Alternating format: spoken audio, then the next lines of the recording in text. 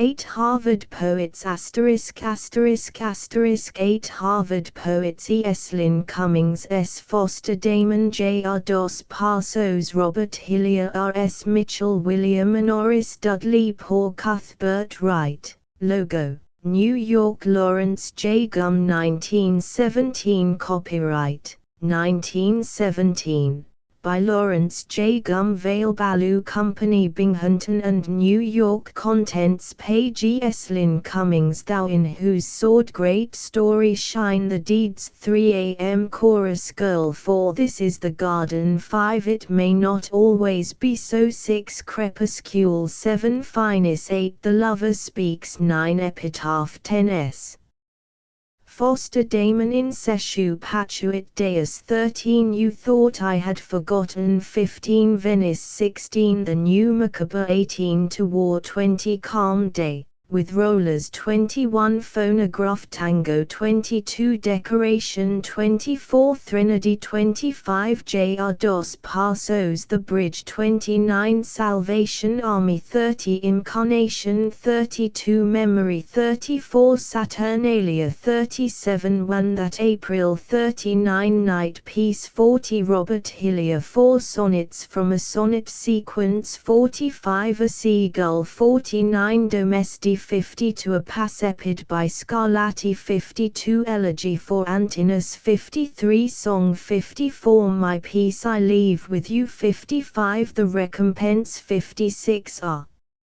S. Mitchell Poppy Song, 59 Love Dream, 62 The Island of Death, 64 From the Arabian Nights, 66 Threnody, 68 Helen, 70 Largo, 72 Lazarus, 73 A Crucifix, 74 Ninth, 75 A Farewell, 77 William Norris of Too Much Song, 81 Wherever My Dreams Go, 82 Out of the Littleness, 83 Nahant, 84 Key Sublunar Errand, 85 Across the Taut Strings, 86 Escape, 87 On a Street Corner, 88 Sea Burial, 89 Dudley Poor A Renaissance Picture, 93 The Philosopher's Garden, 95 The Tree of Stars, 96 After Rain, 97 Corcordium, 99 The Withered Leaf, The Faded Flower Be Mine, 105 Cuthbert Wright The End of It, 109 The New Platonist, 110 The Room Over the River, 112 The Fiddler, 114 Falstaff's Page, 116 A Dull Sunday, 117 E. S. Lynn Cummings, Thou in whose sword great story shine the deeds. Thou in whose sword great story shine the deeds of history, her heroes, sounds the tread of those vast armies of the marching dead, with standards and the neighing of great steeds moving to war across the smiling meads, thou by whose page we break the precious bread of dear communion with the past, and wed to valor, battle with heroic breeds, thou, for us art. For that thou didst love the pen while others wrote in steel, accept all praise of after ages, and of hungering days, for whom the old glories move, the old trumpets cry, who gavest as one of those immortal men his life that his fair city might not die. A chorus girl, when thou hast taken thy last applause, and when the final curtain strikes the world away, leaving to shadowy silence and dismay that stage which shall not know thy smile again, lingering a little while I see thee, then ponder the tinsel part they let thee play, I see the red mouth tarnished, the face grey, and smileless silent eyes of Magdalene. The lights have laughed their last, without, the street darkling, awaiteth her whose feet have trod the silly souls of men to golden dust. She pauses, on the lintel of defeat, her heart breaks in a smile, and she is lust. Mine also, little painted poem of God. This is the garden, colors come and go, frail azures fluttering from night's outer wing, strong silent greens serenely lingering, absolute lights like baths of golden snow. This is the garden. Pursed lips do blow upon cool flutes within white glooms, and sing, of harps celestial to the quivering string, invisible faces hauntingly and slow. This is the garden. Time shall surely reap, and on death's blade lie many a flower curled, in other lands where other songs be sung, yet stand they here enraptured, as among the slow deep trees perpetual of sleep some silver-fingered fountain steals the world. It may not always be so, and I say that if your lips, which I have loved, should touch another's, and your dear strong fingers clutch his heart, as mine in time not far away, if on another's face your sweet hair lay in such a silence as I know, or such great writhing words as, uttering overmuch, stand helplessly before the spirit at bay, if this should be, I say if this should be, you of my heart, send me a little word, that I may go unto him, and take his hands, saying, accept all happiness from me. Then shall I turn my face, and hear one bird sing terribly afar in the lost lands. Crepuscule I will wade out till my thighs are steeped in burning flowers. I will take the sun in my mouth and leap into the ripe air alive with closed eyes to dash against darkness. In the sleeping curves of my body shall enter fingers of smooth mastery. With chasteness of sea-girls will I complete the mystery of my flesh. I will rise after 1,000 years lipping flowers and set my teeth in the silver of the moon. Finest over silent waters, day descending, night ascending, floods the gentle glory of the sunset in a golden greeting splendidly to westward. As pale twilight trembles into darkness comes the last light's gracious exhortation lifting up to peace. So when life shall falter standing on the shores of the eternal God, may I behold my sunset flooding over silent waters. The lover speaks, your little voice over the wires came leaping, and I felt suddenly dizzy with the jostling and shouting of merry flowers. We skipping high-heeled flames courtesied before my eyes, or twinkling over to my side looked up with impertinently exquisite faces. Floating hands were laid upon me. I was whirled and tossed into delicious dancing up with the pale important stars and the humorous moon. Dear girl, how I was crazy, how I cried when I heard over time and tide and death leaping sweetly your voice. Epitaph, tumbling hair, picker of buttercups, violets, dandelions and the big bullying daisies through the field, wonderful with eyes a little sorry. Another comes also picking flowers. Foster Damon in Seshu. Patuit Deus, the little clattering stones along the street dance with each other round my swimming feet. The street itself, as in some crazy dream, streaks past, a half-perceived material stream. Brighter than early dawn's most brilliant dye are blown clear bands of color through the sky, that swirl and sweep and meet, to break and foam like rainbow veils upon a bubble's dome. Yours are the songs that burst about my ears, or blow away as many-colored spheres.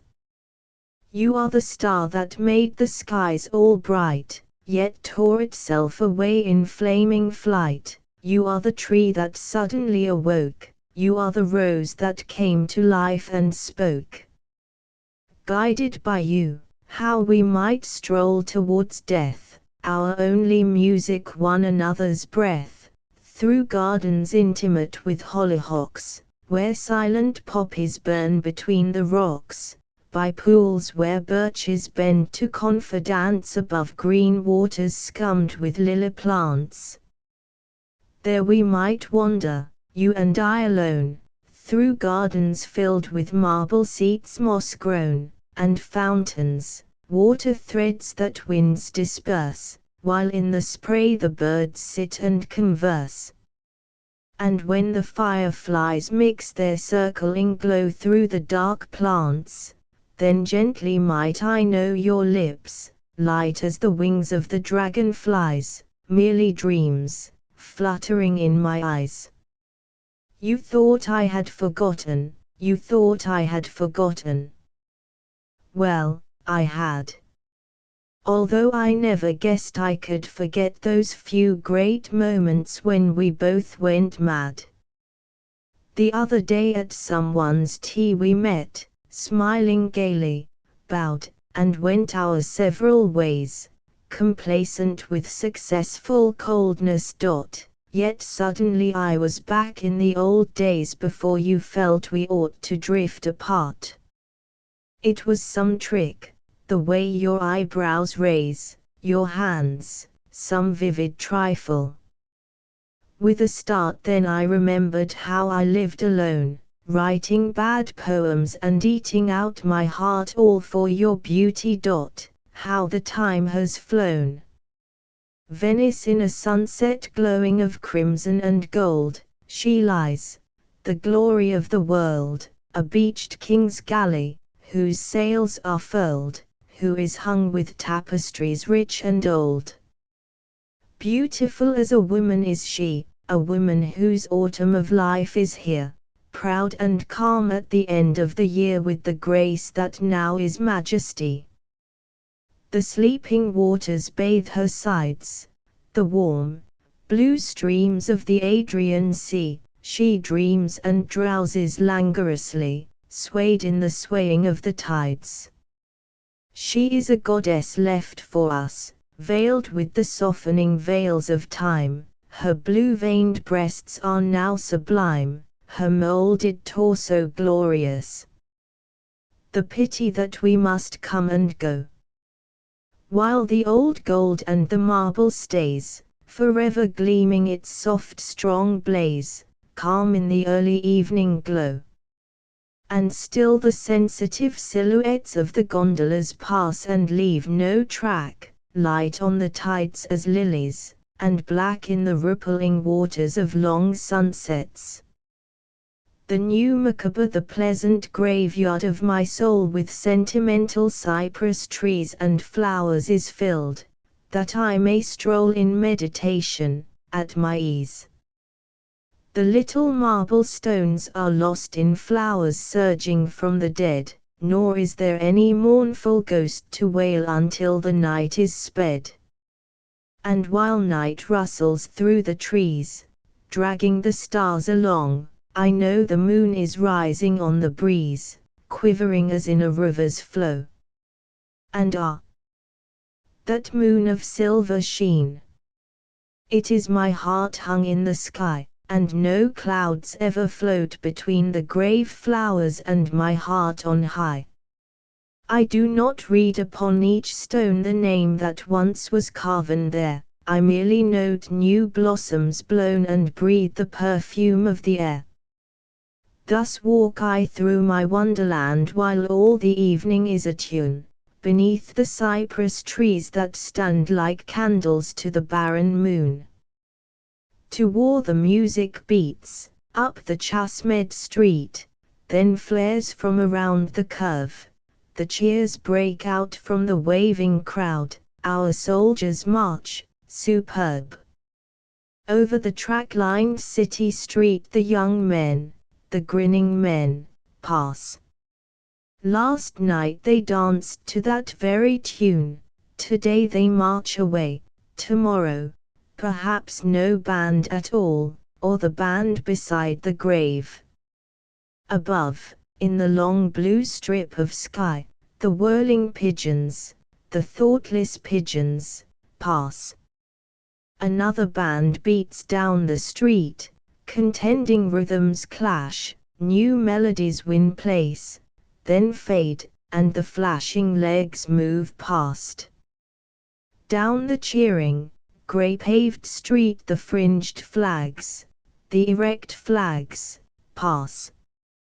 Calm day, with rollers always the ships that move in mystery, on the dim horizon, shadow-filled sails of dreams, sliding over the blue-gray ocean, far from the rock-edged shore where willow-green waves are rushing, and white foam people leap, to stand erect for the moment. Ho! Ye sails that seem to wander in dream-filled meadows, say, is the shore where I stand the only field of struggle, or are ye hit and battered out there by waves and wind gusts as ye tack over a clashing sea of watery echoes? Phonograph, tango old dances are simplified of their yearning, bleached by time. Yet from one black disc we tasted again the bite of crude Spanish passion. He had got into her courtyard. She was alone that night. Through the black night rain, he sang to her window bars, "Love me, love, ah, love me. If you will not, I can follow into the highest of mountains, and there, in the wooden cabin, I will strangle you for your lover." That was but rustling of dripping plants in the dark. More tightly under his cloak, he clasped his guitar.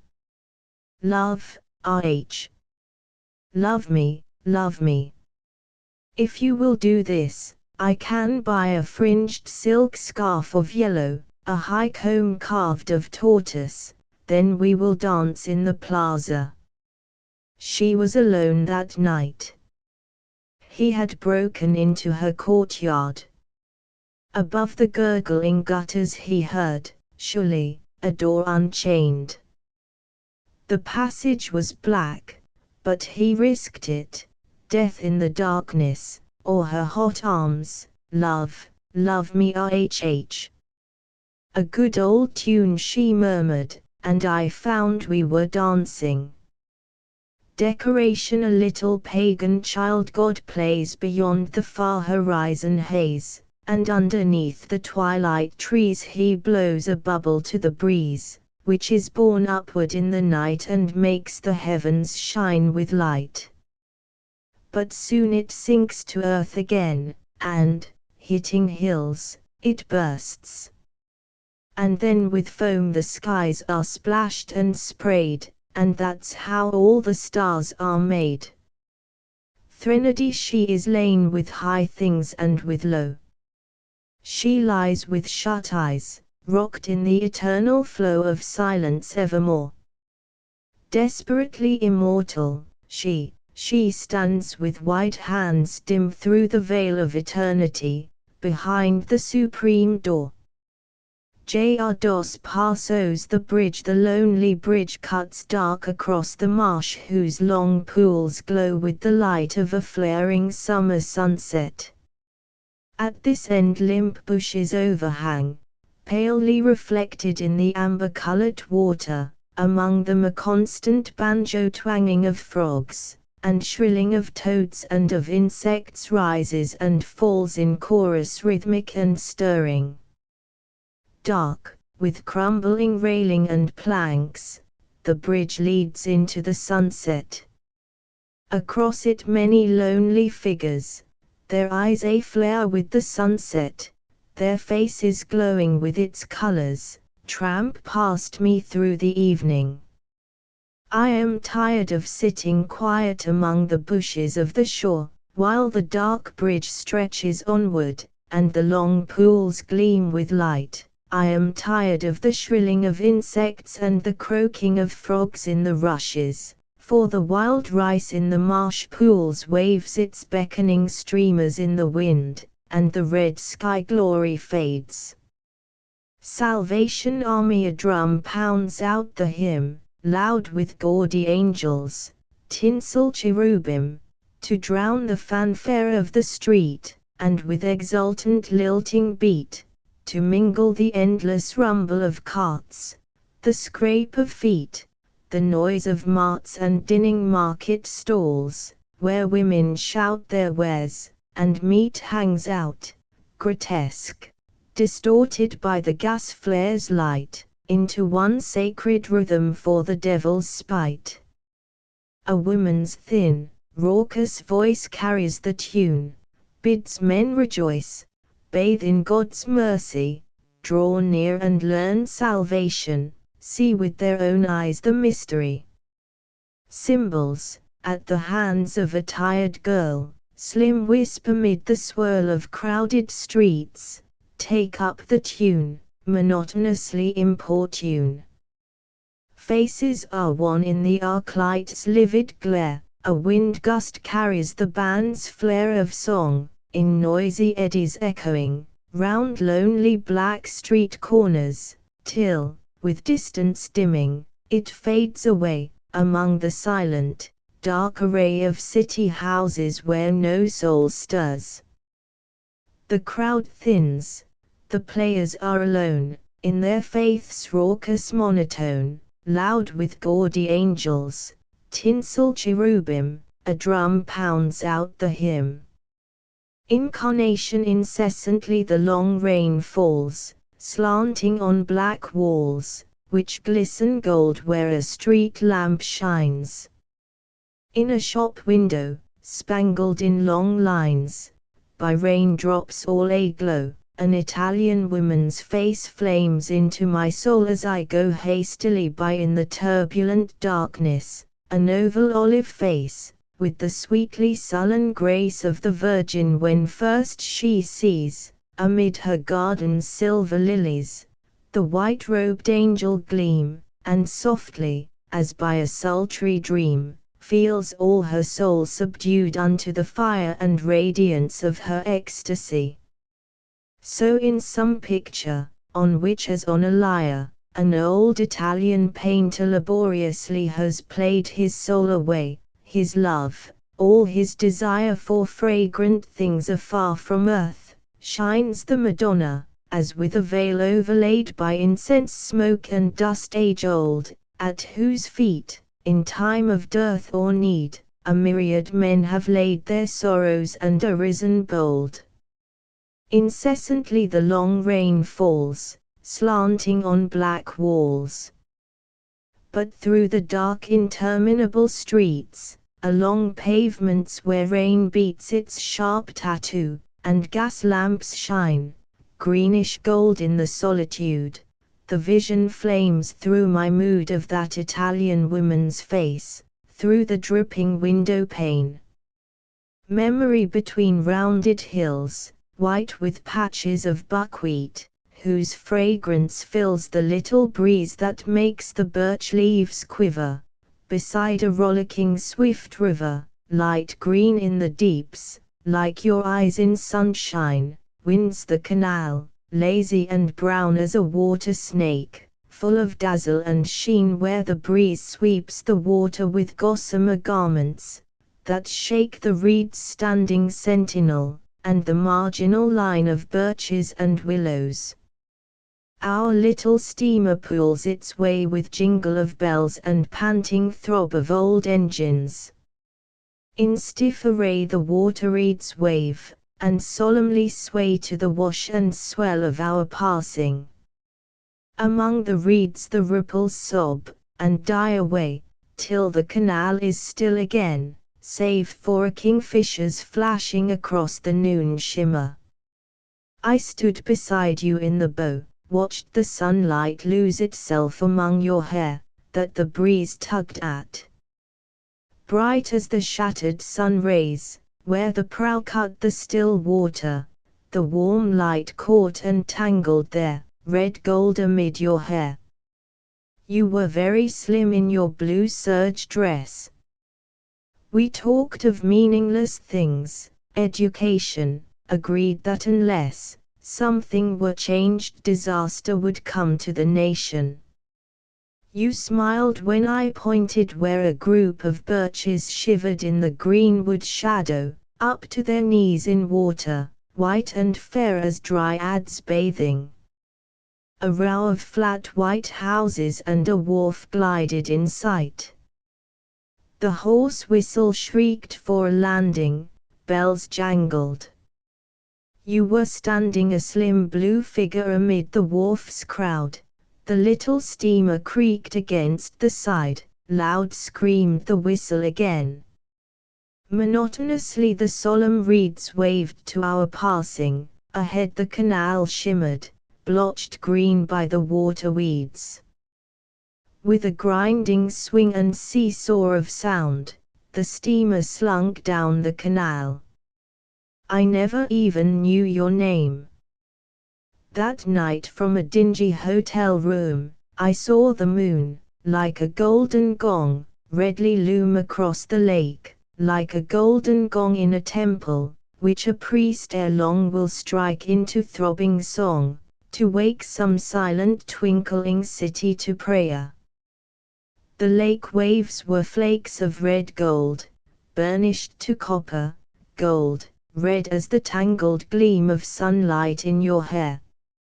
Saturnalia in earth's womb the old gods stir, fierce Chthonian deities of old time. With cymbals and rattle of castanets, and shriek of slug horns, the north wind bows the oak and the moaning fir, on russet hills and by roadsides stiff with rime. In nature, dead, the life gods stir, from Rhadamanthus and the isles, where Saturn rules the age of gold, come old, old ghosts of bygone gods, while dim mists earth's outlines blur, and drip all night from lichen-greened roof tiles. In men's hearts the mad gods rise and fill the streets with revelling, with torchlight that glances on frozen pools, with tapers starring the thick-fogged night, a dance, like strayed fireflies, mid dim mad throngs who Saturn's orisons sing. In driven clouds the old gods come, when fogs the face of Apollo have veiled, a fear of things unhallowed, strange, and a fierce free joy flares in the land. Men mutter runes in language dead, by night, with rumbling drum, in quaking groves where the woodland spirits are hailed. To earth's brood of souls of old, with covered heads and aspen wands, mist-shrouded priests do ancient rites. The black ram's fleece is stained with blood, that steams, dull red on the frozen ground, and pale votaries shiver with the cold, that numbs the earth, and etches patterned mirrors on the ponds. One that April. Is it the song of a meadow lark off the brown, sere salt marshes, or the eager patches in dooryards of yellow and pale lilac crocuses, or else the suburban street golden with sunlight, and the bare branches of elm trees twined in the delicate sky?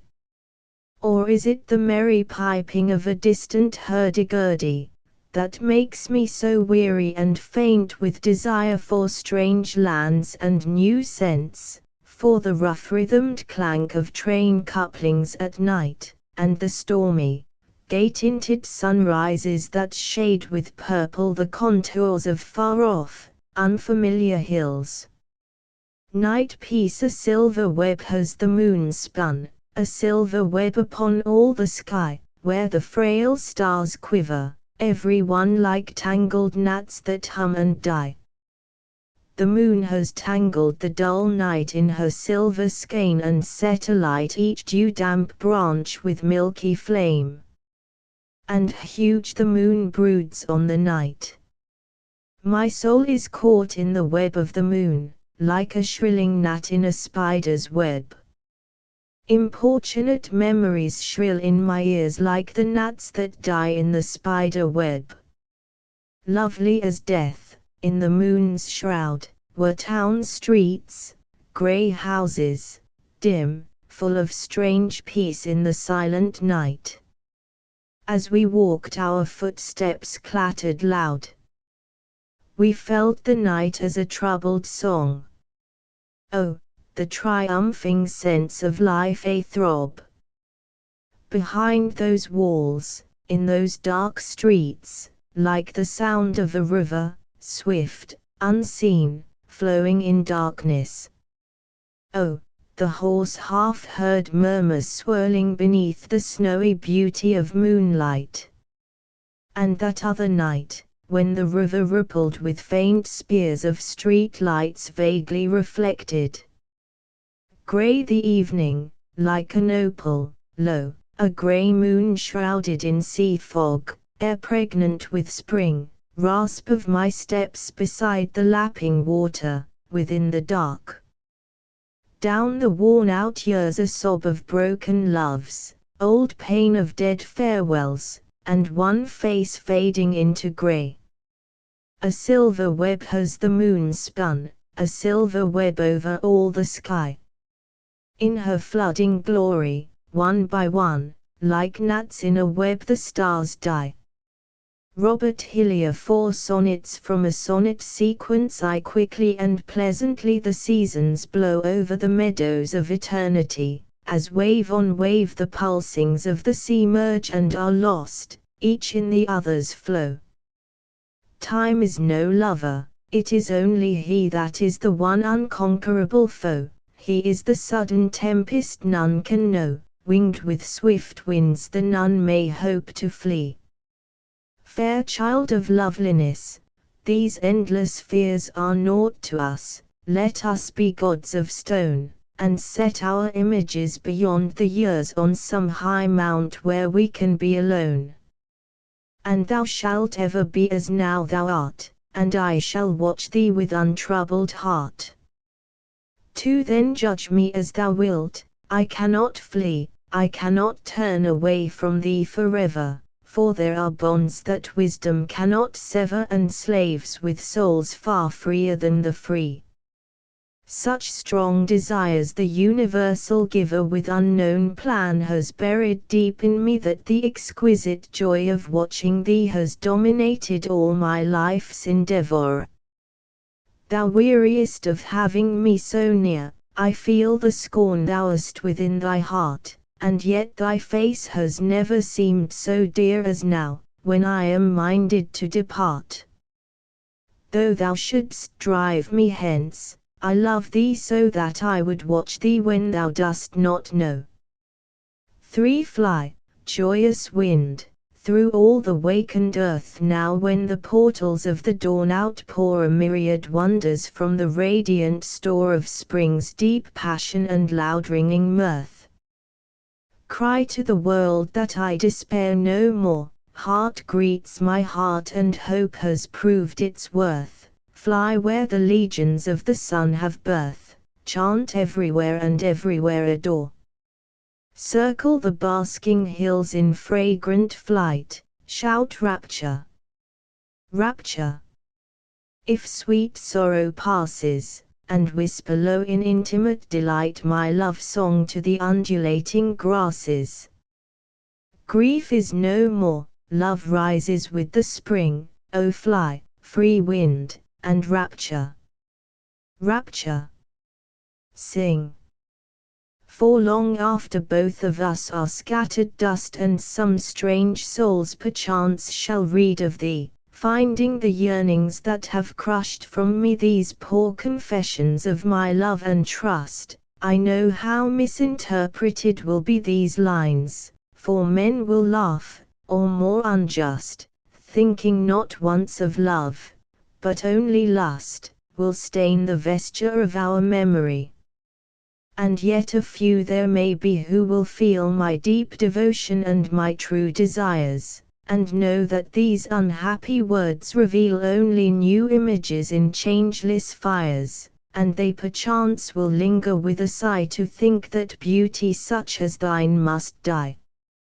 A seagull grey wings, O grey wings against a cloud, over the rough waves flashing, whose was the scream, startling and loud, keen through the skies, was it thine? Over the moaning wind and the whine of the wide seas dashing. Whose was the scream that I heard in the midst of the hurrying air?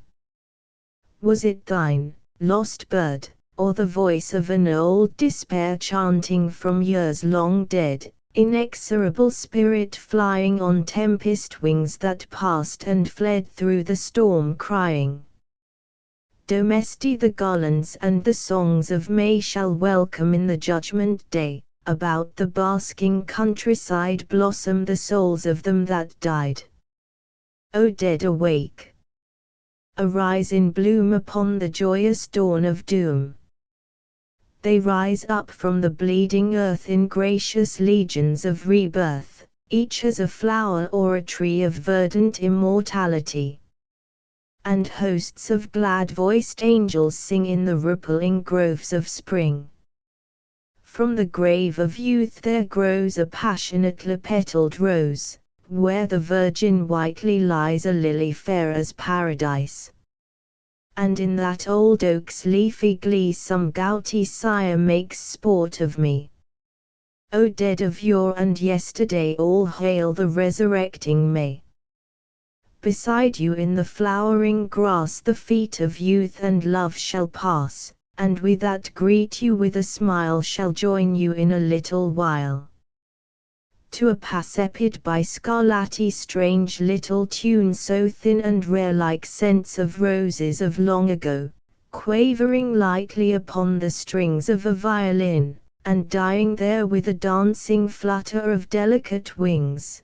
Thy courtly joy and thy gentle woe, thy gracious gladness and plaintive fears are lost in the clamorous age we know, and pale like a moon in the lurid day, a phantom of music, strangely fled from the princely halls of the quiet dead, down the long lanes of the vanished years echoing frailly.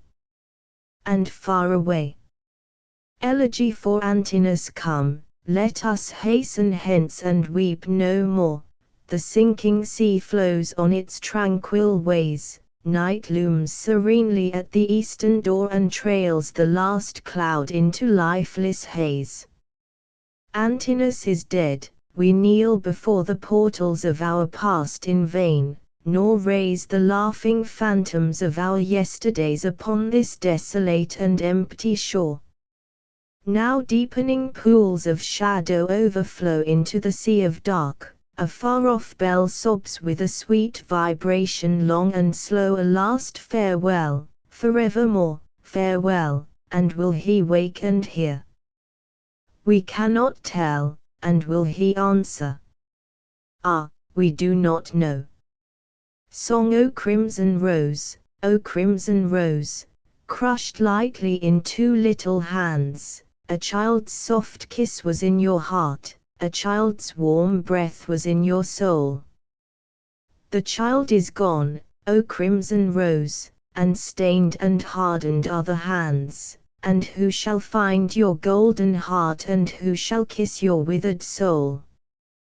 Happy are you, O crimson rose, but I have stains upon my hands. You died with kisses in your heart, I live with sorrow in my soul.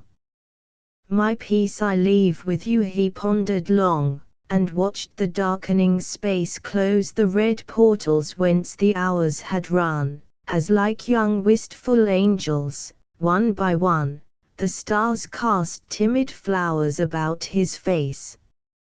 Yet, now another scarlet day is done. He cried in anguish, and with sudden grace stretched forth his arms, as though he would erase the few, dim embers of the scattered sun.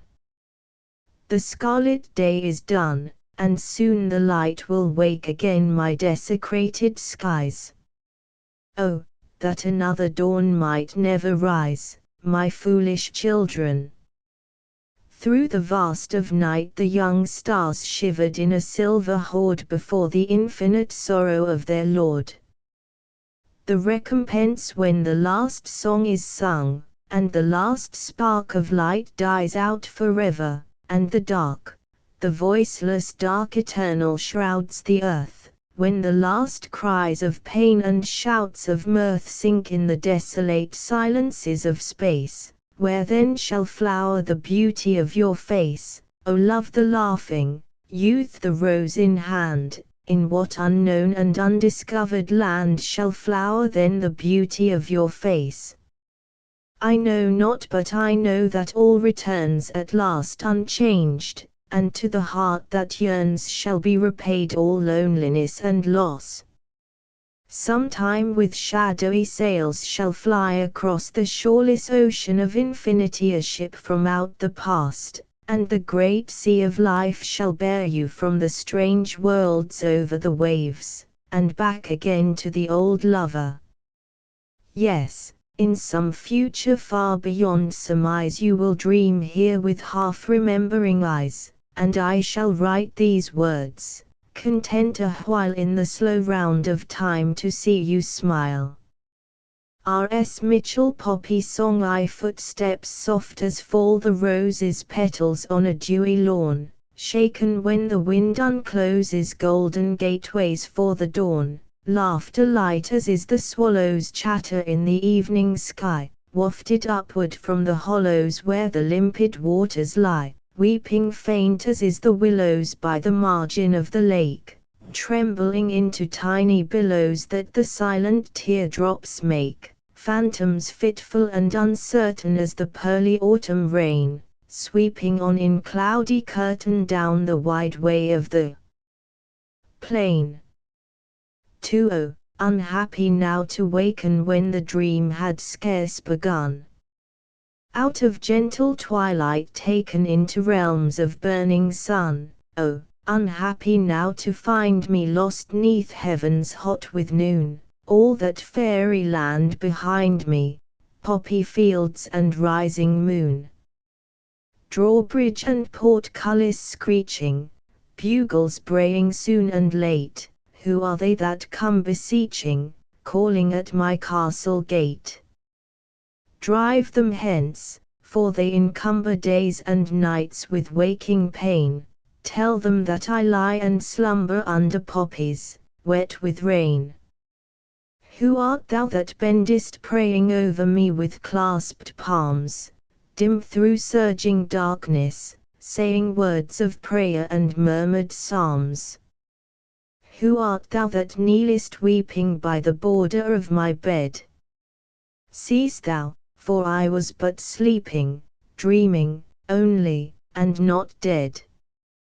3 phantoms flitting and uncertain sweeping round the endless plain, autumn twilight's dusky curtain, drowsy poppies, drenched with rain. Love dreams strange that on warp and woof of dreams fancy should weave the web of truth, and yet this fairy figment seems part of a half-forgotten youth stolen from days I thought were sped out of the world beyond the dead.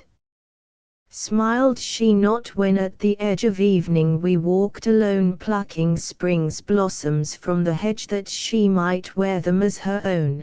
Or do I hold a hopeless tryst here with a shadow, made of mist? Now as will crumpled rose leaves, pent by fingers we can never know, rouse with the richness of their scent, thoughts of a summer long ago, all the expanse of land and sea speaks with 1,000 tongues to me. 'Twas from coast we watched slow form, out of the frosty ocean's breath, the blue-grey ramparts of the storm flashing with signal fires of death, whilst with a murmur, far and wide, swept in the low wind with the tide. Then, at last, when lips were dumb with fear of parting, did we wend along the meadow lanes that come from nowhere, and in nothing end, and, smiling, kiss, though ill at ease, under the rustling orchard trees. But will the promise given keep? Can the heart love still when 'tis dead? What if the spirit, waked from sleep, never recall the words it said? Dwell in a dreamland, or else be lost in life's eternity. The island of death. There is an island in a silent sea that rises, for rough, rugged walls, on high above the ocean in calm majesty. A mountain of despair against the sky.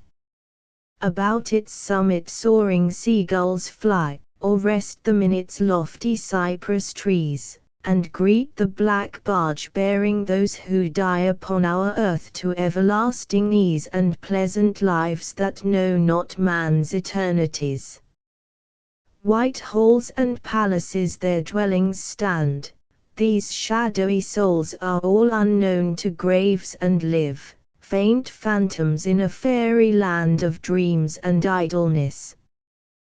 They hear the waves sing, and the winds come calling from the caves of night beyond the ocean, and the cry of screaming gulls, stare at each ship that braves this wilderness of waters, and glides by in awestruck silence, ever fearing to draw nigh. The sun, descending, sows the sea with gold, and showers splendor through the fading skies, whilst from the murky waters they behold the moon, a shape of silver, slow arise. And every evening, as the daylight dies, there comes that bark of death, whose white sail seems an angel in the dark. A while it lies below them in the harbor, then there gleams a new shape on the stairs up to that land of dreams. From the Arabian Nights then, as the whispering evening crossed the sea, sweeping the waters with her veil of grey, wave-worn and weary of the ocean, we beheld the enchanted island far away. Half hidden in the twilight low it lay on the horizon like a lazy cloud, its coasts encompassed with long lines of spray. We spread the sails and swiftly the ship ploughed the purple path ahead until the surf sang loud. Between the cliffs, by the faint stars, we found a gloomy gate, and boldly sailing in, watched the dark mountains slowly closing round, and heard faint echoes of the ocean's din melting like spirits' voices, fleet and thin, when of a sudden, as we faltered nigh, out of the hills where only night had been a mist of minarets and towers high, rose like the yellow light of morning in the sky. Gazing we drifted toward that golden bloom of palaces whose light glowed on our sail, there we floated wrapped in wild perfume, then music burst upon us in a gale, grave, deep-toned trumpets and the lyre's long wail, and farther, the faint sound of singing men. We grasped our oars, but slowly, as will pale the morning star, the vision faded, then the empty dark swept in and all was night again. Threnody, have you forgotten me, O my beloved? Have you deserted me now in the autumn? See where the swallows fly south o'er the ocean, soon will the winter wind sweep the Aegean. Up from the vineyard comes music of laughter, far through the valleys they gather the harvest. Westward the evening star sinks in the mountains, pale 'neath the rising moon lies Mytilene. Here where the headland looks wide o'er the water, I have brought laurel leaves, decking your barrow. Why do I linger now vainly lamenting? Oh, it is lonely, love, lonely in Lesbos. Helen, again the voices of the hunting horns and the new moon, low lying on the hills, tell that the summer night is on its way. O languid heart, shalt thou much longer watch this pale procession of the silent hours melt into shadows of unending years? Much longer feed on yearning and despair and all the anguish of departed time? Tomorrow is as yesterday, today no nearer than the morning when there stood in Leda's palace, asking for my hand, tall Menelaus with his yellow hair, no nearer now than the first time these hands dared linger in caress upon the curls of him whose dark eyes laughed their love to mine.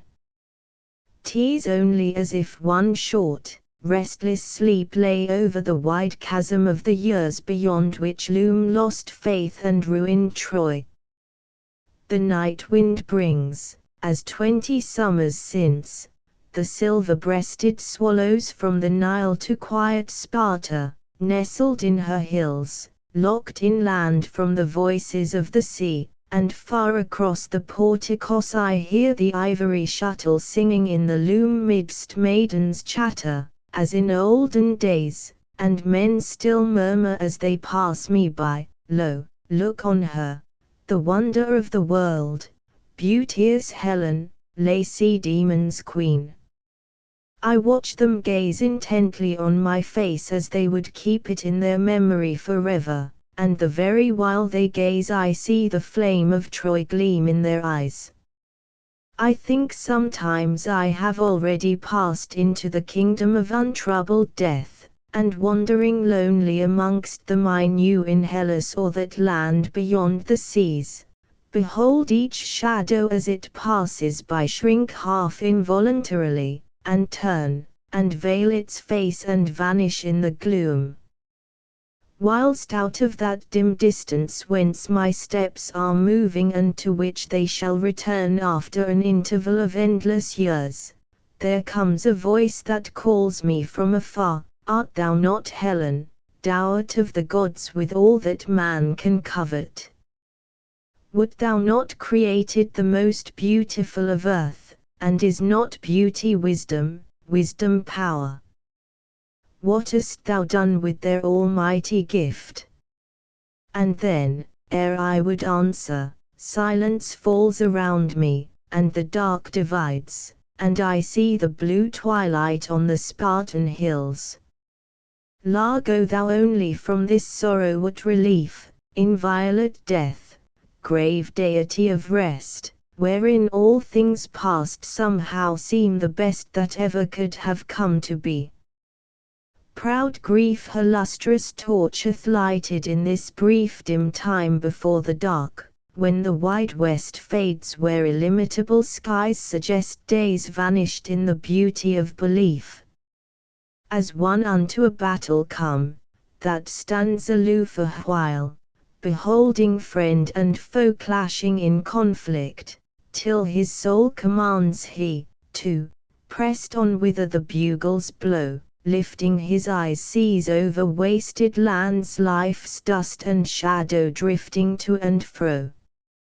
Lazarus at morn we passed a hall where song and dance had been and wine flowed free, and where, mid wrecks of revelry, had lain the feasters all night long. They saw us through the mist of dawn, and, turning, called us to their feast. The sound of lutes and cymbals ceased, but one he fixed his gaze upon, in whose wide eyes there seemed to be, behind the laughing, wine-flushed face and tilted ivy crown's gay grace, faint glimpses of eternity. Then sad, the master bowed his head, and, through the rosy twilight, dim, walked up and softly spake to him, art thou not he that late was dead? The drinker raised his cup on high, and murmured, Priest of Nazareth, I am he thou didst raise from death, lo, thus I wait again to die. A crucifix this was the cross of God on which men's eyes dwelt with the love of dead divinity, as they who by the desolate Orient Sea in battle made their sainted sacrifice, dreaming their boundless striving should devise a symbol whereby men might know that he who wins his way on earth to victory, thus in his consummated sorrow dies. All things are sacred to that tender sight, time's ancient altars whence strange incense curled innocent to the unknown gods. The light of love is thine, faith's banner is unfurled, even where the farthest watchmen, through the night, call on the cloud-wrapped ramparts of the world.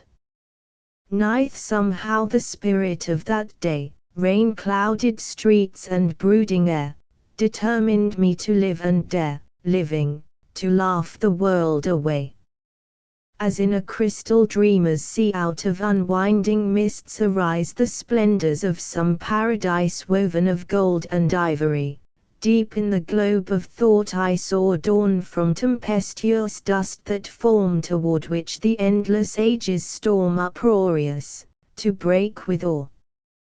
Of all things ignorant, yet wise, sitting enthroned at life's last goal, dividing body from the soul, looking at each with flameless eyes. Immutable, unknown, unsung, through triumph and delight unearned, through sorrow undeserved, I learned salvation from thy wordless tongue. Then flying the embracing gloom of burnt-out days and parched desire, I built my soul an altar fire of laughter in the face of doom. A farewell, nay, by this desolate sea our troubled ways shall separate forever. Swifteth sped the hour of youth, and yet to hang the head, lamenting lost things of departed days, were only from that shadowland to raise a wraith, that whispering of the quiet dead, would mimic the strange life of love. Instead, let us relent and hail the past with praise. Go, then, and should inevitable fate lead us at last beyond the world of men where laurel and applause contend no more, whither the soul takes silence for its mate, there might we meet, and, smiling, once again clasp hands and part upon some windy shore. William Norris of Too Much Song Sedges, have you sung too much, sedges grey along the shore? Can this autumn tempest touch answering chords in you no more? Is the summer all forgot, now the ice is dark and strong that has bound you to the spot? Did you die of too much song? Something in me is a harp played by every wanton breeze. Moaning soft and piping sharp are its wondrous melodies. Is the playing over fast though the answer now is strong? Like the sedges at the last will it die of too much song?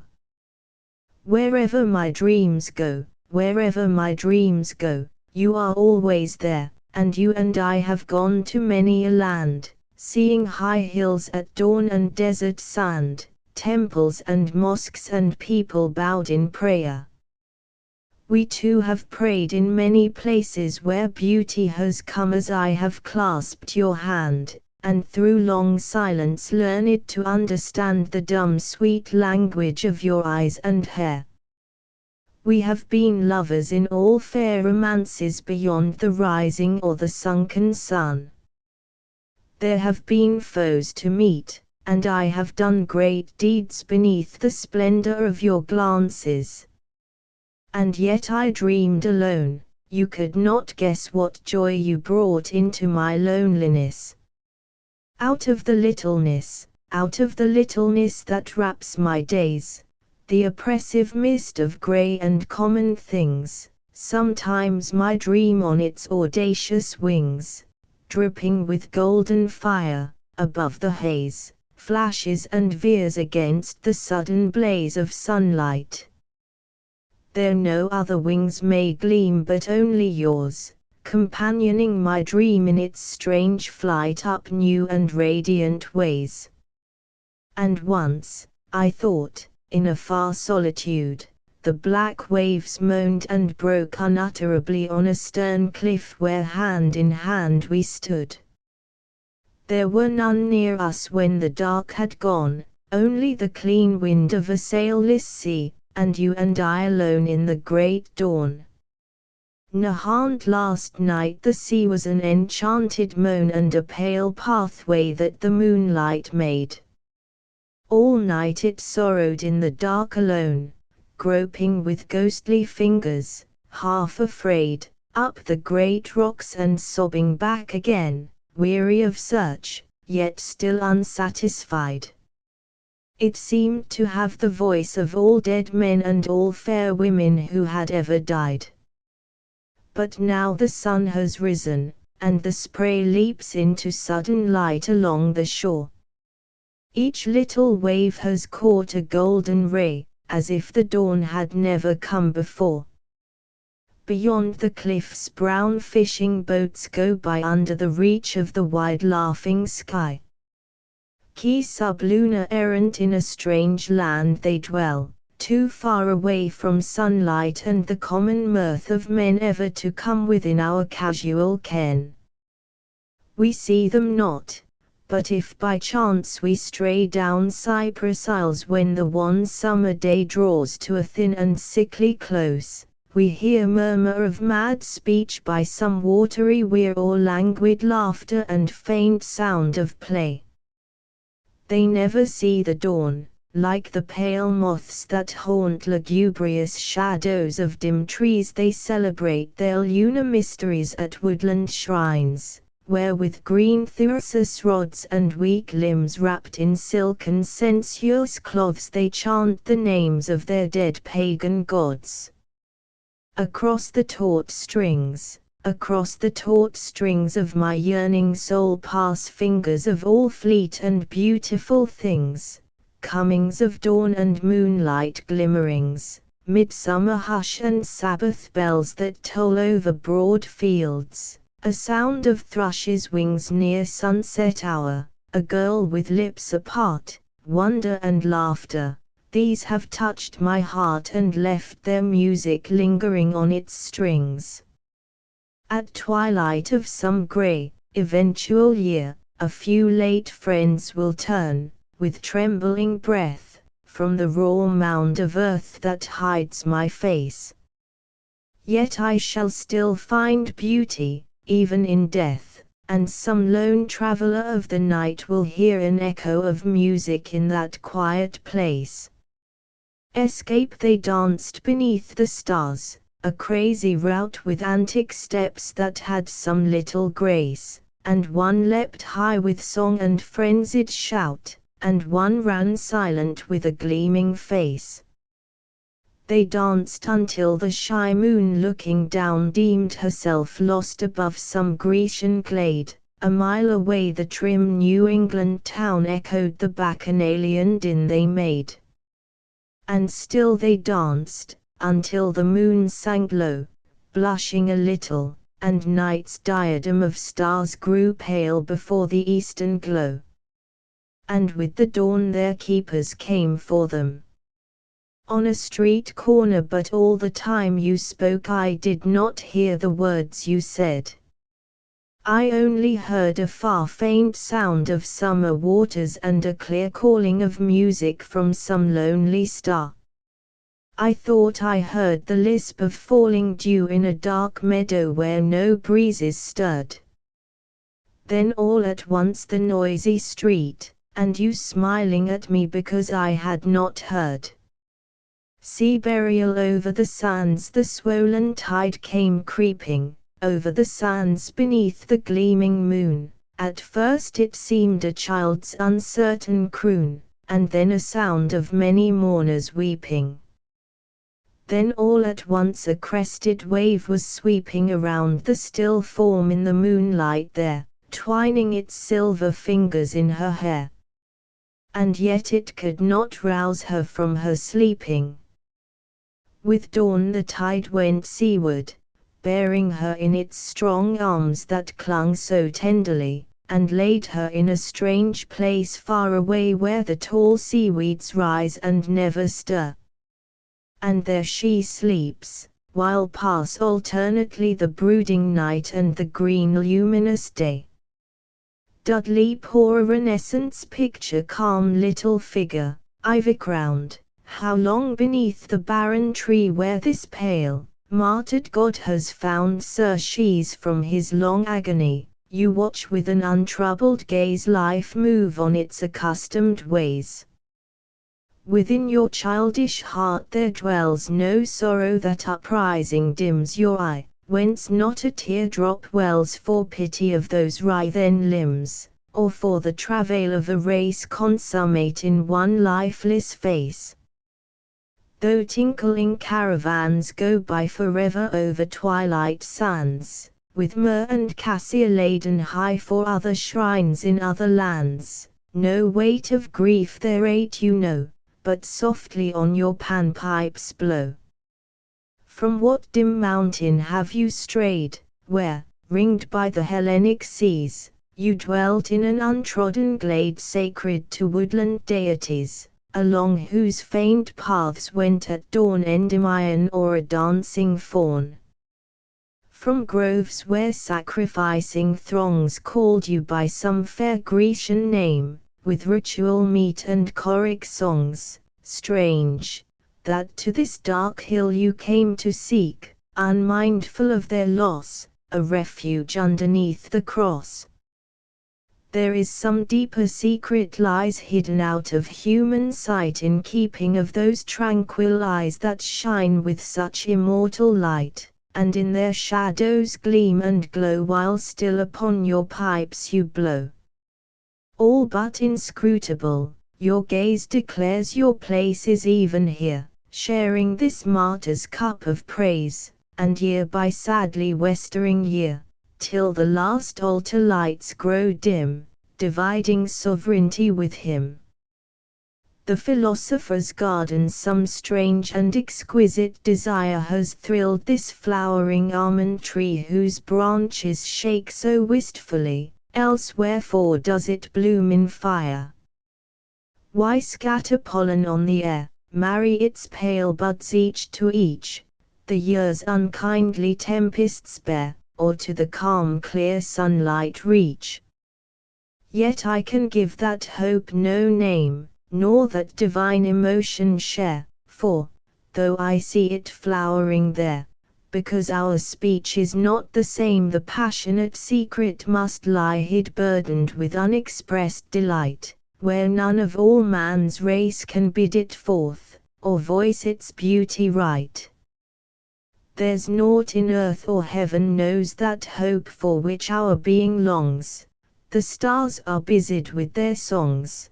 The universal springtime flows from sun to sun in scorn of man, careless if he be quick or dead, or if this earth, as it began, be voiceless and untenanted.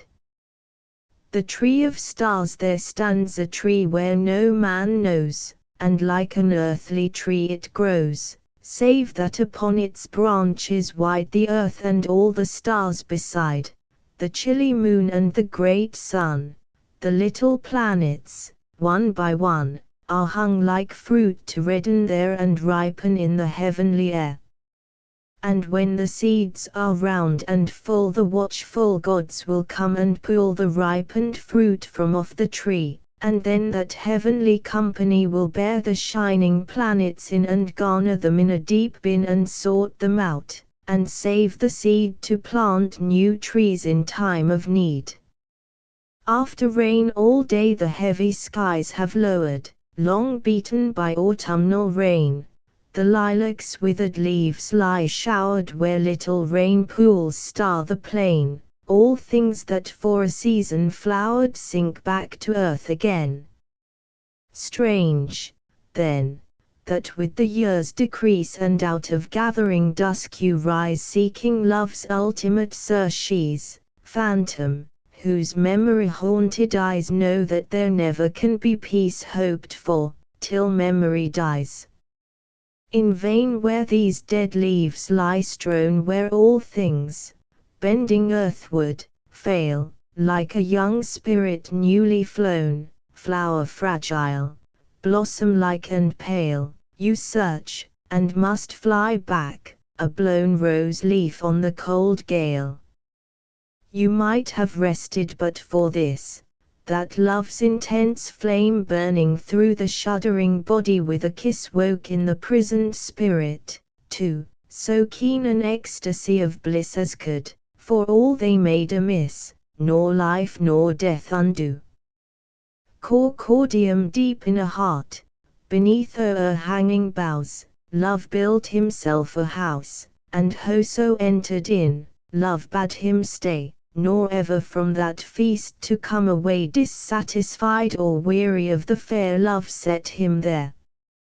Forever through the groves and glades kind thoughts went softly to and fro, and memories like white-footed maids with gentle tread would come and go among the ever garrulous trees. And through the branches overhead I know not what sweet spirits strayed, or what commandant spirit led their mazy dances, but one played so deftly on a psaltery that they for joy must needs keep singing. All the chambers of love's house with that sweet minstrelsy were ringing. Faces to the windows came, tears to happy eyelids started, feeling, as by sudden flame, their cares and their sad hearts disparted, each old clinging sorrow dead. All who ever guested there to each other, murmuring, said, in this heart breathes purer air. The thoughts that move across this sky have had a more mysterious birth, are lovelier, float more statelily than clouds across the sky of earth.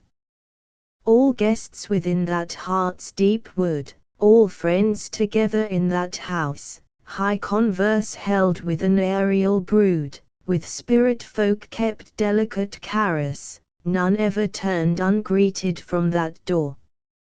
Sorrow himself was guest a weary while, but yesterday when I passed by once more, met me no welcoming smile, nor any breath the unwavering branch to stir, silent each glad aerial chorister, 3 drowsy poppies brooded by the wall, lonely and tall.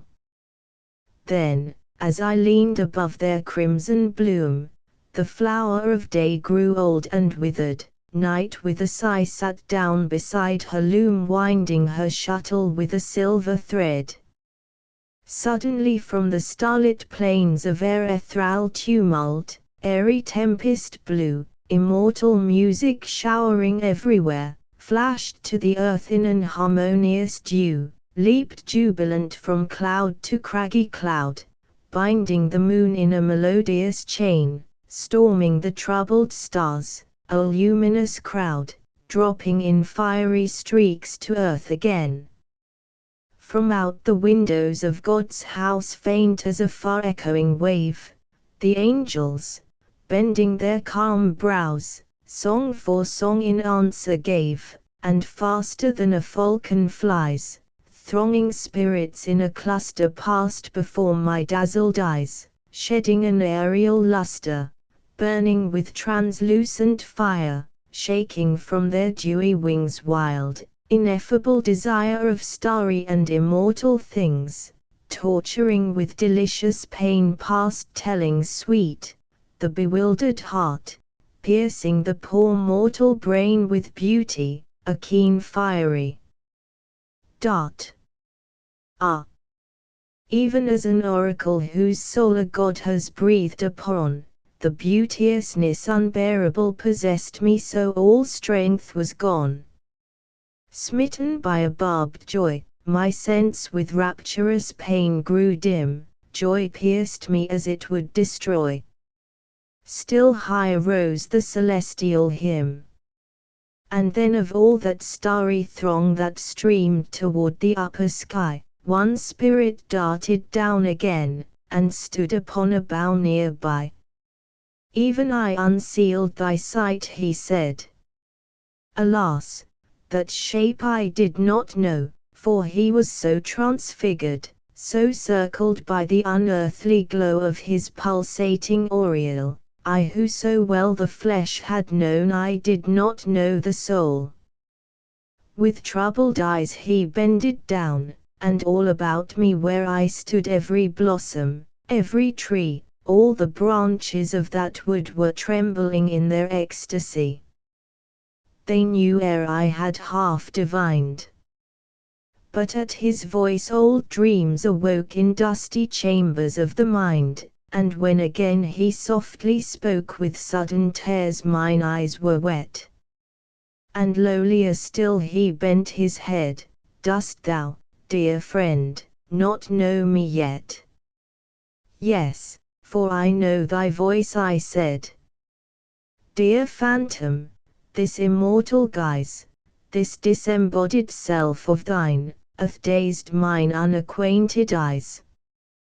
Thou dweller on the steps divine, thou image of a god's desire, thou spark of the celestial flame art fashioned out of wind and fire and elements without a name, what sacred fingers mingled them and trembled with a god's delight. Thy body is a burning gem, thy limbs are chrysolite. A glory hangs about thy head, for thou in thine immortal lot in heaven's own light art garmented. I know thee, yet I know thee not. Then he, with shining eyes half shut, radiantly standing there, I did but change my leafy hut for a mansion in the air, the eerie wood, the enchanted ground, the dim, bird-haunted glades we trod, grew all untuneful when I found a dwelling in the heart of God. I latched the gate at dawn of day, I planted poppies by the door, to his retreats I came away and I shall wander thence no more. The windy heights are all my love, the spheral lights, the spheral chimes, the trailing fires, the hosts that move in concourse through sidereal climes. I troop with the celestial choirs, we have not any wish to be sad pilgrims, torn by sad desires, wayfarers of mortality. The husk of flesh we have put by, the dark seeds planted in the earth have blossomed in the upper sky, in airy gardens have new birth. There did he make an end, for oh those spirits, singing, darted by again, and at the showering sound he trembled, so I saw his earthly dalliance gave him pain, and cried in sorrow, O my friend, farewell. Now from the luminous, paradisal bands, Gabriel, Israfel, Ithuriel, beckon to you with their exulting hands. The withered leaf, the faded flower be mine, the withered leaf, the faded flower be mine, the broken shrine, all things that knowing beauty for a day have passed away to dwell in the illimitable wood of quietude, undying, radiant, young, past years among. No blighting wind upon their beauty blows, the altar glows with flames unquenchable and bright by day. By night, secure from envious time's deflowering breath, they know no death, but silently, imperishably fair, grow lovelier there. He who adores too much the impending hour, the budding flower, who knows not with what dyes an hour that's dead is garmented, who walks with glimmering shapes companionless, he cannot guess with how great love and thankfulness I praise the yesterdays. Cuthbert Wright, the end of it we met, and on the decorous drive touched hands. Goodbye, a pleasant trip to you, I said. The sunlight slept upon the still uplands, your figure fading in the dusty red. I watched a while, then turned with casual face to where a torrent glimmered down a glade. No human voice troubled the lovely place, only the fall a cruel music made.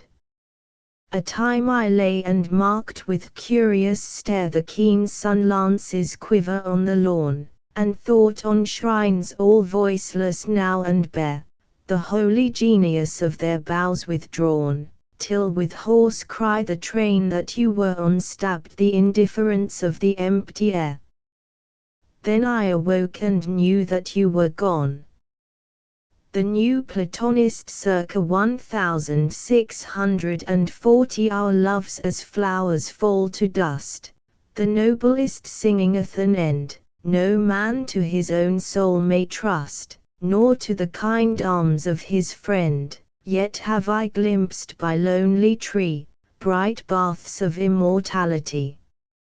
My faultless teachers bid me fare the cypress path of blood and tears, treading the thorny wold to where the painful cross of Christ appears. 'Twas on another, sunnier hill I met you first, my miracle. The painted windows burn and flame up through the music-haunted air. These were my gods, and then you came with flowers-crowned and sun-kissed hair, making this northern river seem some laughter-girdled Grecian stream. When the fierce foeman of our race marshals his lords of lust and pride, you spring within a moment's space, full armed and smiling to my side, O golden heart. The love you gave me alone has saved and yet will save me. Perchance we have no perfect city beyond the rack of these our wars, till death alone in sacred pity wash with long sleep our wounds and scars. So much the more I praise in measure the generous gods for you, my treasure. The room over the river, good night, my love, good night. The wan moon holds her lantern high, and softly threads with nodding light the violet postons of the sky. Below, the tides run swift and bright into the sea. Odors and sounds come into us, faint with the passion of this night. One little dream hangs luminous above you in the scented light. Roses and mist, stars and bright dew draw down to you. How often in the dewy break, I've heard above the sighing weirs, the night bird singing for your Sake his lonely song of love and tears. He too, sad heart, hath turned to rest, and sleep is best. Flower of my soul, let us be true to youth and love and all delight. Clean and refreshed and one with you I would be ever as tonight, and heed not what the day will bring, nor anything. And now the moon is safe away, far off her carriage lampions flare, lost in the sunken roads of day, they vanish in the icy air. Good night, my love, good night, good night. The fiddler once more I thought I heard him plain, that unseen fiddler in the lane, under the timid twilight moon, playing his visionary strain. No other soul was in the place as up the hill I came apace, though once I heard him every day, I never once have seen his face. It was my immemorial year, when rhymes came fast and blood beat clear. He too, perchance, was then alive. Now separate ghosts, we wander here. Sometimes his ghostly roundelay broke on my dream at dawn of day, and through my open window stole the perfumed marvel of the May. Sometimes in midnight lanes I heard the twitter of a darkling bird, as hidden from the ashen moon, the pathos of his music stirred. O happy time! How goodly seemed the dauntless timeless dream I dreamed, those dear imaginary sins, the joys that in one torrent streamed. When moon and stars go out for aye, and I am dead and cast away, this autumn city I have loved will know me not, but he will stay. In faded suburbs he will play some other boy's brief morn away, till sapphire windows palely burn amid the undefeated grey. And yet, sometimes I seem to know I shall not 'scape his phantom bow, more paramount than death or pain, this ghost will follow where I go. In some well-kept untroubled hell where frustrate souls like mine may dwell, I shall look up and hear his note coming across the asphodel. No shades will gather at his tune to dance their ghostly rigaudon, only that lonely voice will cleave the everlasting afternoon. Falstaff's page to Reginald Sheffield in blaze of curls and cowslip-coloured coat he pranks away before the wheezing night. Tall Windsor shows no blossom like this white by park or sedgy pool or bearded moat. A skylark burbles in that milk-white throat, and I have heard him down a singing stream, ere the brute morn shattered my happy dream upon the sill, and weeping I awoke. We had a music once, a poesy sweet as a maiden, leesome as this lad, full of rich merriment and gentle joy, that other England lives and laughs in thee, a peal of Morris music, blithe and glad, thou spray of bloom, thou flower of a boy. A dull Sunday, after Debussy, it has been a long day, a long, long day, and now in floods of twilight, in long green waves of sunset softly flowing, evening. It is evening over the great towns, it is evening in our hearts. And though the last frail tendrils and flowers of incense have long ago uncurled themselves around the cynical cathedral, I hear the thin white voices of children, little girls and little boys, calling the name of Jesus and his most sacred heart, singing about a kind of parish heaven, a little walled city, all golden and lilac, like the one seen by François Villon's mother in an old, bituminous, smoke-bitten painting of the Middle Ages. And in this faith she wished to live and die. Transcriber's note: untitled poems whose titles are omitted in the body of the text as originally published have had their conventional first-line titles, as seen in the table of contents, added to the body of this transcription. They are enclosed in square brackets and are in grey text as an indication to the reader. Asterisk asterisk asterisk end of the Project Gutenberg ebook 8 Harvard Poets asterisk asterisk asterisk updated editions will replace the previous one, the old editions will be renamed. Creating the works from print editions not protected by U.S. copyright law means that no one owns a United States copyright in these works, so the Foundation, and you, can copy and distribute it in the United States without permission and without paying copyright royalties. Special rules, set forth in the general terms of use part of this license, apply to copying and distributing Project Gutenberg trademark symbol electronic works to protect the Project Gutenberg trademark symbol concept and trademark. Project Gutenberg is a registered trademark, and may not be used if you charge for an ebook, except by following the terms of the trademark license, including paying royalties for use of the Project Gutenberg trademark.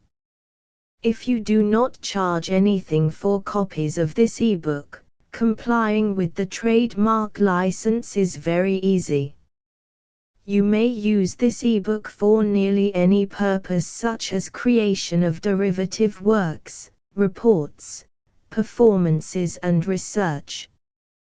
Project Gutenberg ebooks may be modified and printed and given away. You may do practically anything in the United States with ebooks not protected by U.S. copyright law. Redistribution is subject to the trademark license, especially commercial redistribution. Start. Full license. The full Project Gutenberg license. Please read this before you distribute or use this work to protect the Project Gutenberg trademark symbol mission of promoting the free distribution of electronic works. By using or distributing this work, or any other work associated in any way with the phrase Project Gutenberg, you agree to comply with all the terms of the full Project Gutenberg trademark symbol license available with this file or online at www.gutenberg.org/license. Section 1. General Terms of Use and Redistributing Project Gutenberg Trademark Symbol Electronic Works 1.0. By reading or using any part of this Project Gutenberg trademark symbol electronic work, you indicate that you have read, understand, agree to and accept all the terms of this license and intellectual property, trademark/copyright, agreement. If you do not agree to abide by all the terms of this agreement, you must cease using and return or destroy all copies of Project Gutenberg trademark symbol electronic works in your possession. If you paid a fee for obtaining a copy of or access to a Project Gutenberg trademark symbol electronic work and you do not agree to be bound by the terms of this agreement, you may obtain a refund from the person or entity to whom you paid the fee as set forth in paragraph 1.e.8. 1.b Project Gutenberg is a registered trademark. It may only be used on or associated in any way with an electronic work by people who agree to be bound by the terms of this agreement. There are a few things that you can do with most Project Gutenberg trademark symbol electronic works even without complying with the full terms of this agreement. See paragraph 1.c below. There are a lot of things you can do with Project Gutenberg trademark symbol electronic works if you follow the terms of this agreement and help preserve free future access to Project Gutenberg trademark symbol electronic works. See paragraph 1.e below. 1.c. The Project Gutenberg Literary Archive Foundation, the Foundation or PGLAF, owns a compilation copyright in the collection of Project Gutenberg trademark symbol electronic works.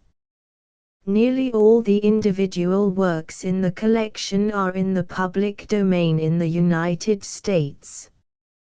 If an individual work is unprotected by copyright law in the United States and you are located in the United States, we do not claim a right to prevent you from copying, distributing, performing, displaying or creating derivative works based on the work as long as all references to Project Gutenberg are removed.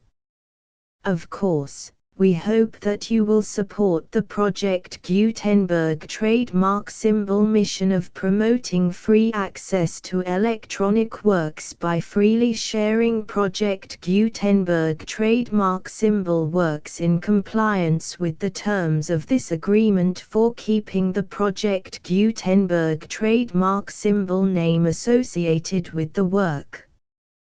You can easily comply with the terms of this agreement by keeping this work in the same format with its attached full Project Gutenberg trademark symbol license when you share it without charge with others. 1.d. The copyright laws of the place where you are located also govern what you can do with this work.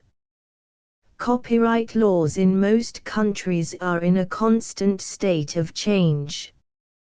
If you are outside the United States, check the laws of your country in addition to the terms of this agreement before downloading, copying, displaying, performing, distributing or creating derivative works based on this work or any other Project Gutenberg trademark symbol work.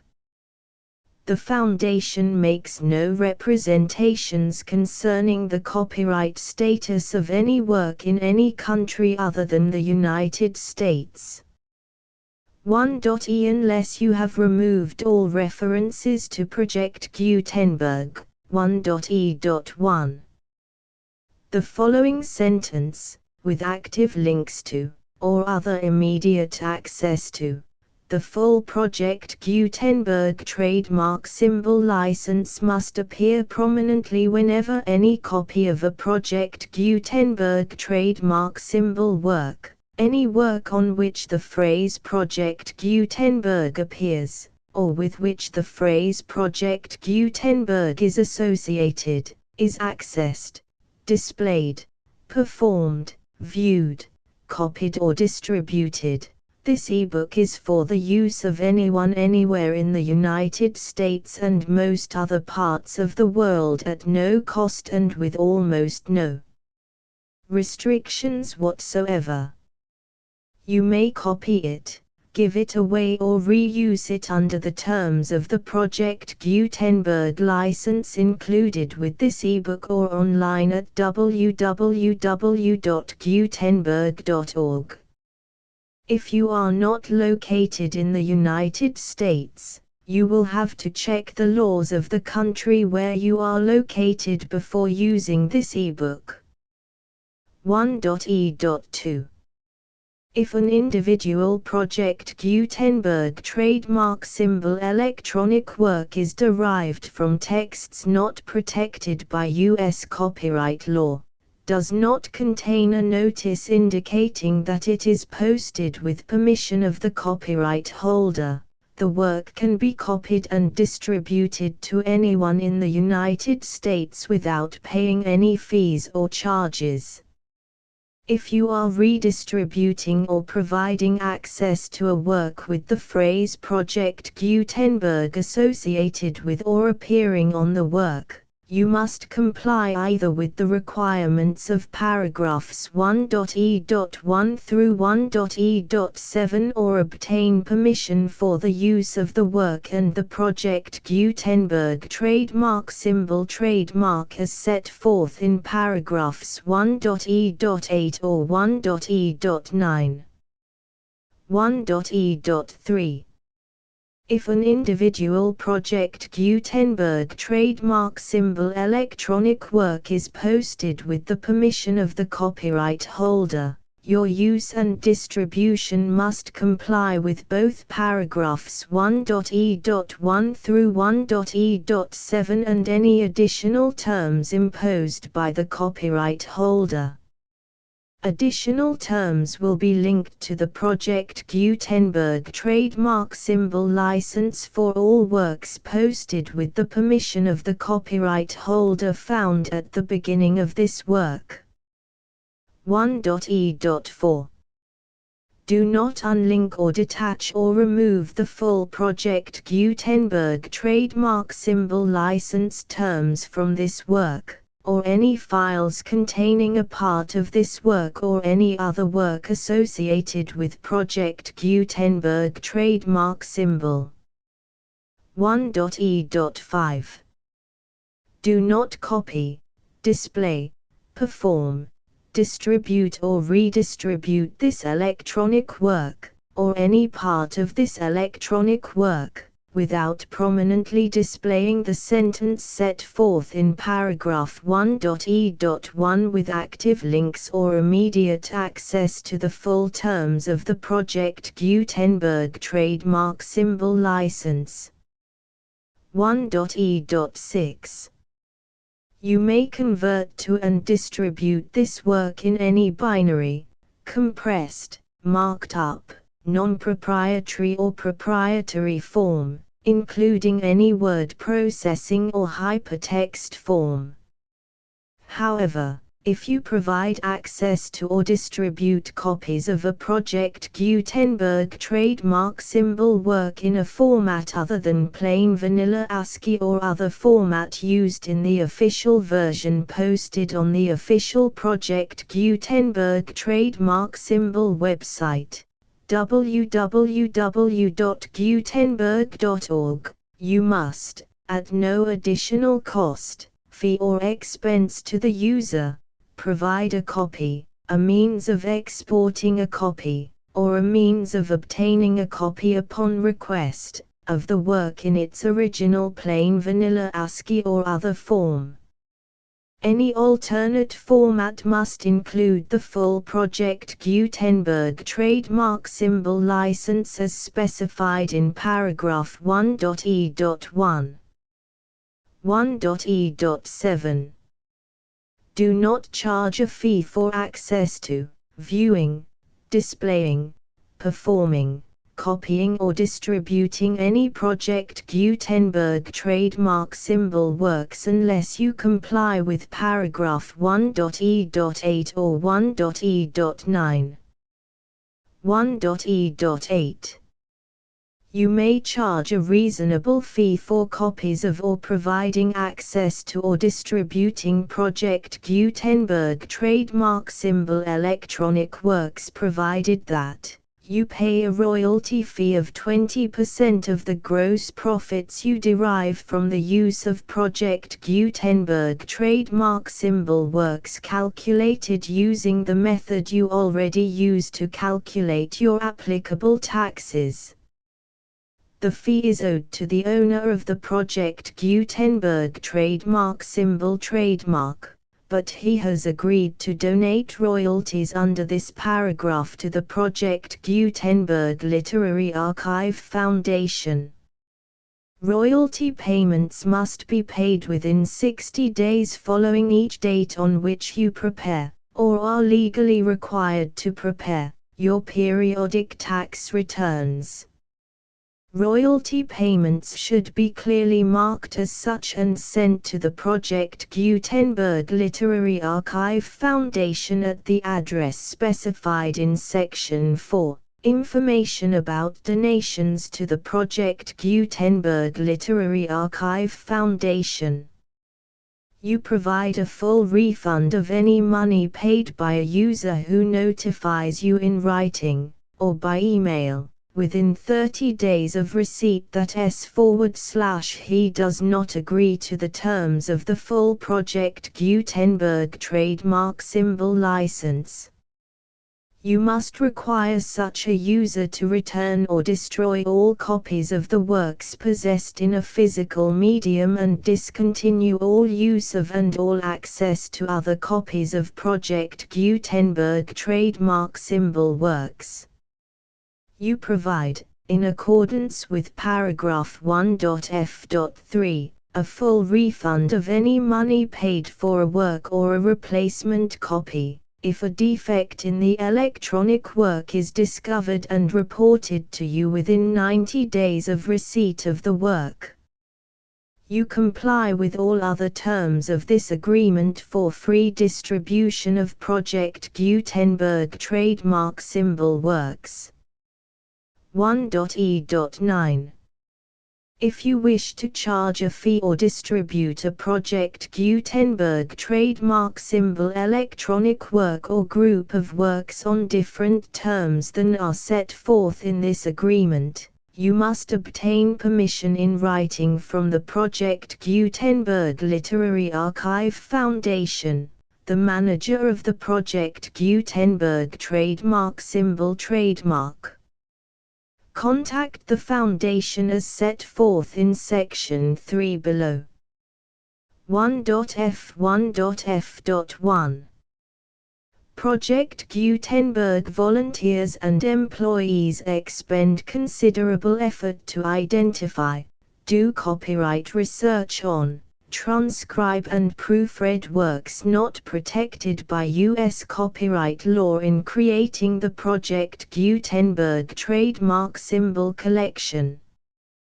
Despite these efforts, Project Gutenberg trademark symbol electronic works, and the medium on which they may be stored, may contain defects such as, but not limited to, incomplete, inaccurate or corrupt data, transcription errors, a copyright or other intellectual property infringement, a defective or damaged disk or other medium, a computer virus, or computer codes that damage or cannot be read by your equipment. 1.f.2. Limited warranty. Disclaimer of damages, except for the right of replacement or refund described in paragraph 1.f.3. The Project Gutenberg Literary Archive Foundation, the owner of the Project Gutenberg trademark symbol trademark, and any other party distributing a Project Gutenberg trademark symbol electronic work under this agreement, disclaim all liability to you for damages, costs and expenses, including legal fees.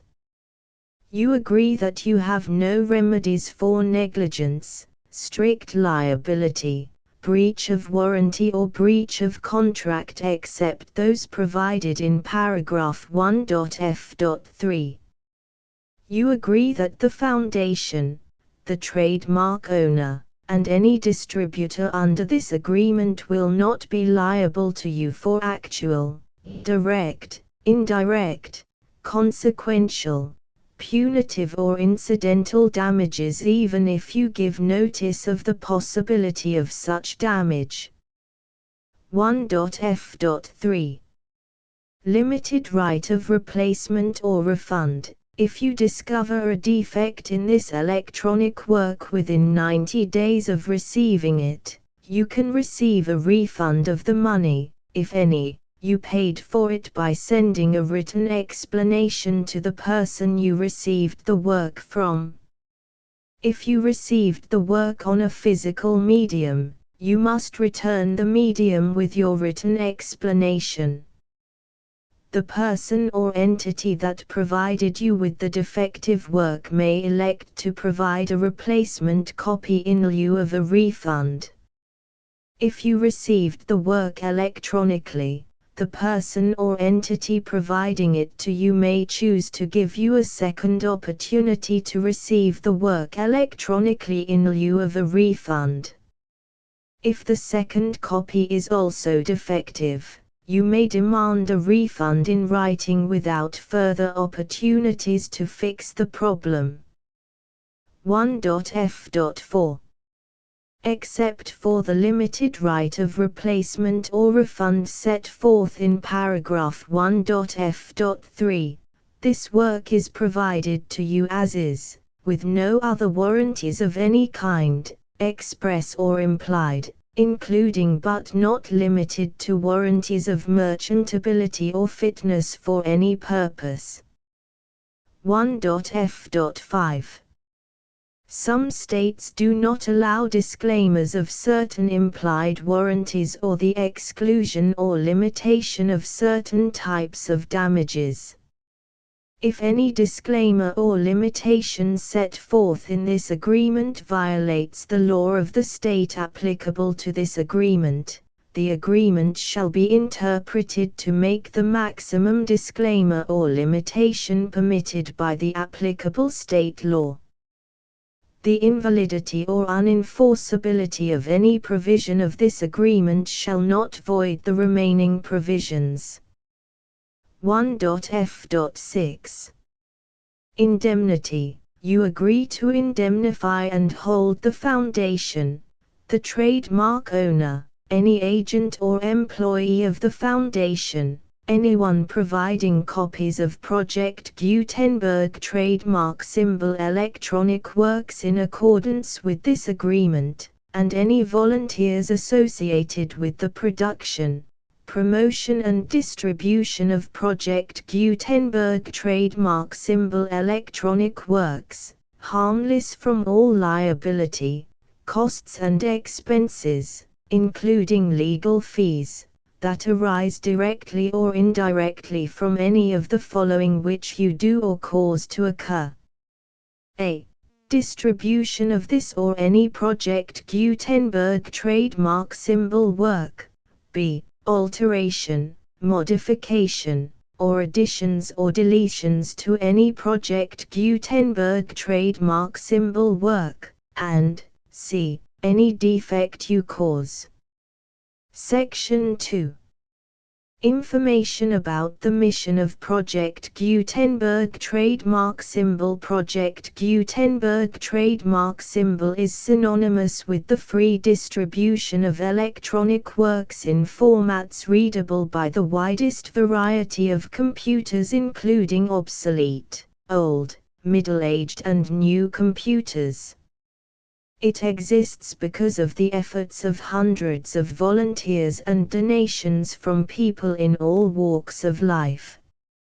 Volunteers and financial support to provide volunteers with the assistance they need are critical to reaching Project Gutenberg trademark symbol's goals and ensuring that the Project Gutenberg trademark symbol collection will remain freely available for generations to come. In 2001, the Project Gutenberg Literary Archive Foundation was created to provide a secure and permanent future for Project Gutenberg trademark symbol and future generations.